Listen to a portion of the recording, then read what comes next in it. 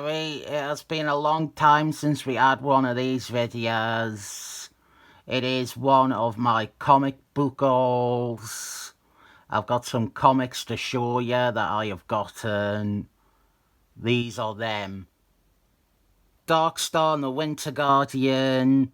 This was a mini-series a lot of people wanted me to review when I showed some of it or mentioned it in the Green Lanterns mini-series by the same creators.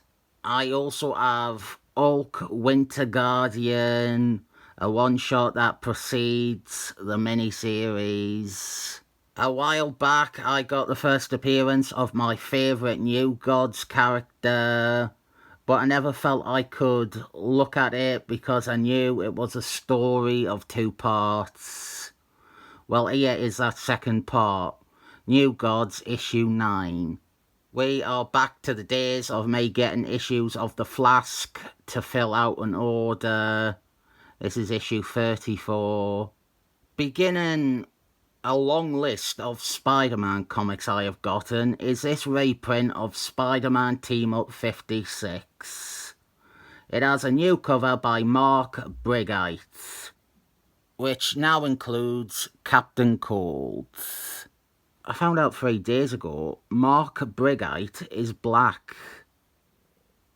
That sounds absurd considering the bulk of his work has been on minority characters, and he was a founder of Blackstone.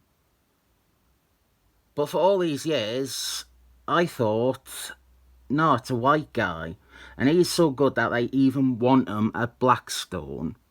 What we have here is a wide array of comics from the period I call the Vague Age of Spider-Man.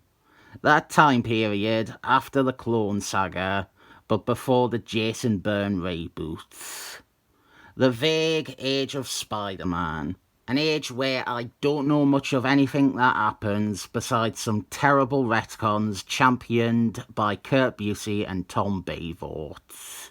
The thing that interested me was Jim Tomatoes on Spectator Spider-Man, and I thought I'd get that stuff, but then I found out they did what they often do, which is crossovers that require me to get the other books, and I half lost interest in collecting this stuff by that point.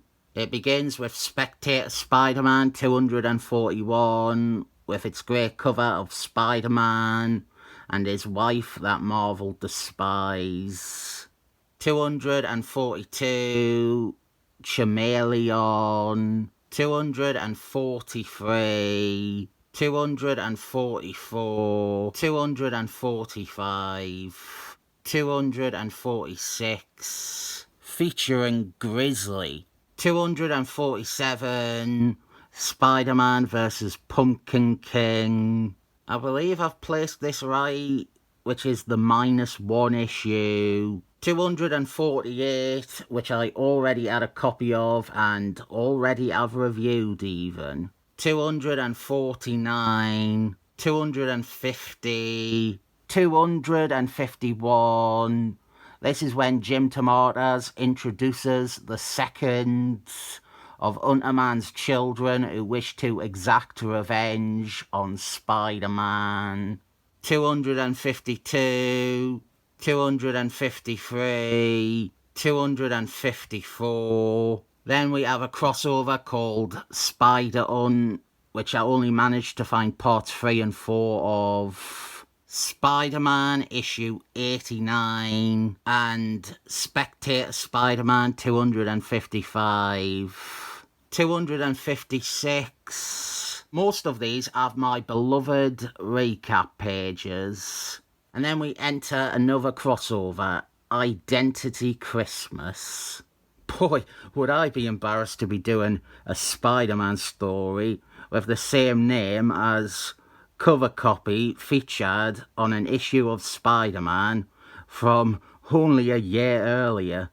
Spider-Man has to adopt new alter egos because Spider-Man is wanted by the law. This is Spectator Spider-Man 257, but it is presented as issue 1 of Spectator Prodigy. I couldn't find any of the other issues like this. The fake number 1s. Couldn't find any of them. But I did manage to get all 4 titles for the next month. Spectator Spider-Man 258, featuring Prodigy. The Amazing Spider-Man 435, featuring Ricochet. Sensationalist Spider-Man 28, with Hornet, and an ad price tag. And then Spider-Man 92, with Dust. I have no idea of the order of these. A Superman-style triangle would really help. And then I got this.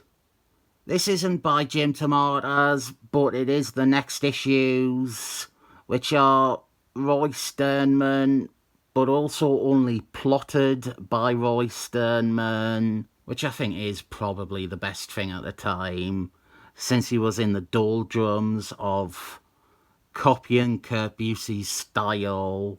This is Spectator Spider-Man 259, 260, and 261. It is a story that brings the original Hobgobbler and the original Green Gobbler face to face. I also got this random issue of Amazing Spider-Man during the vague age of Spider-Man. I was considering, temporarily, getting as much of the vague age as I could. But then I started remembering the Aunt Tomei retcon and the other Kurt Busey, Tom Beevort mandates, and it turned me off completely. I got issues 1 and 3 of Web Slingers, Tales of Spider-Man.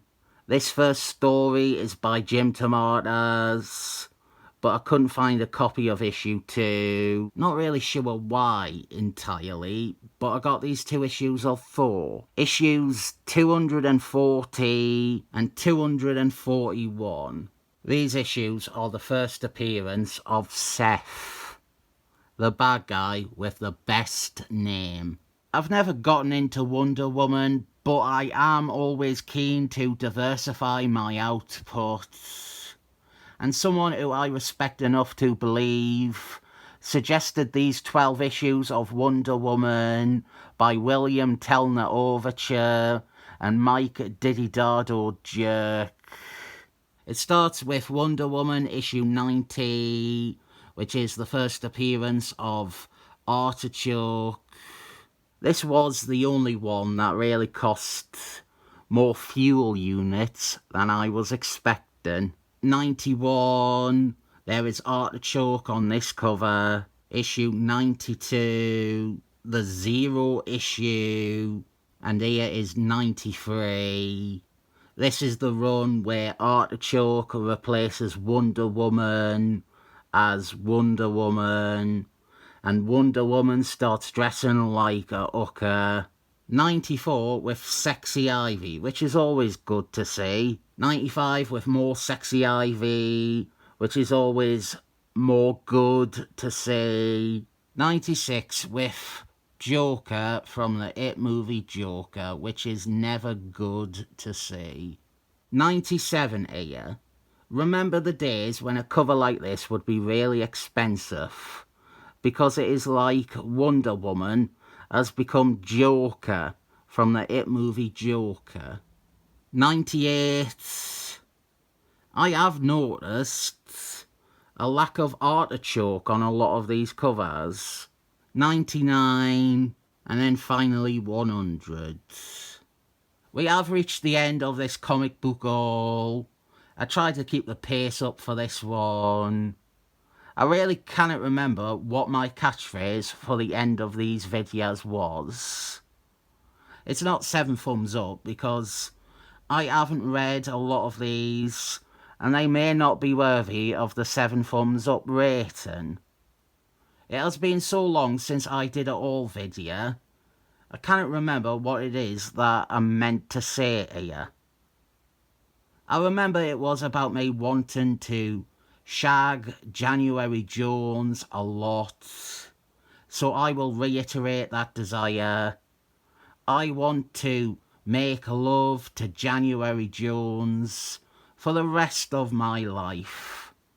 If anyone can make this dying boy's dream come true, then don't, because I'm not actually dying. Yet.